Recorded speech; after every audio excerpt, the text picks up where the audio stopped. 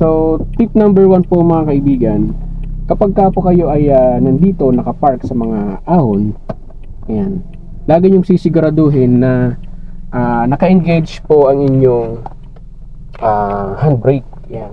Fully engaged talaga siya kasi if you notice, medyo ahon po ito mga kaibigan. Ayan, kung nakikita nyo, tapos nasa gilid tayo ng daan. So, ang pinakamagandang gawin dito, engage yung handbrake nyo, fully engage.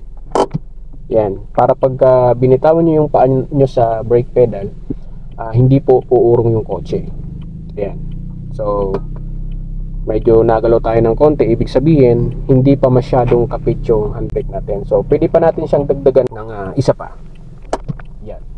So pag binitawan nyo pa sa brake pedal, kailangan maramdaman nyo na hindi gagalaw ang inyong kotse. Yun. So ibig sabihin fully engaged na siya. So ang gagawin nyo, since nandito tayo sa paahon nakapark, nasa gilid, so pinakamaganda ay pipihitin nyo po ang inyong manibela papunta sa right. Full turn. Yan. So bakit?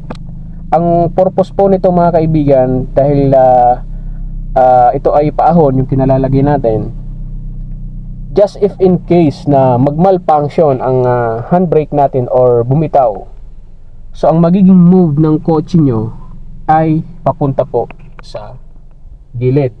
Yan. So ang iniiwasan po kasi natin dito mga kaibigan, ang sasakyan natin kapag gumalaw to pa atras ay hindi po pumunta pagitna ng kalsada. No, if in case man na bumitaw yung handbrake natin kapag iniwanan natin tong kotse sa ganitong paradahan.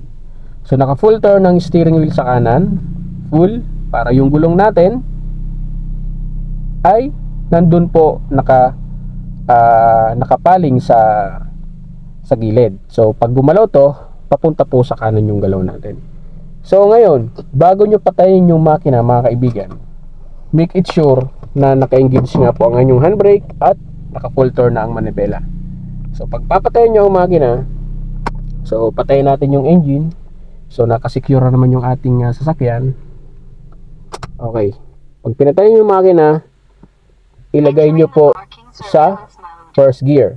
Yan. So first gear dahil paahon po yung ating position. So for the safety purposes lang to. So first gear. Yan. So bukod sa naka-engage yung handbrake natin, nakalagay sa first gear, naka full turn ang steering wheel sa kanan.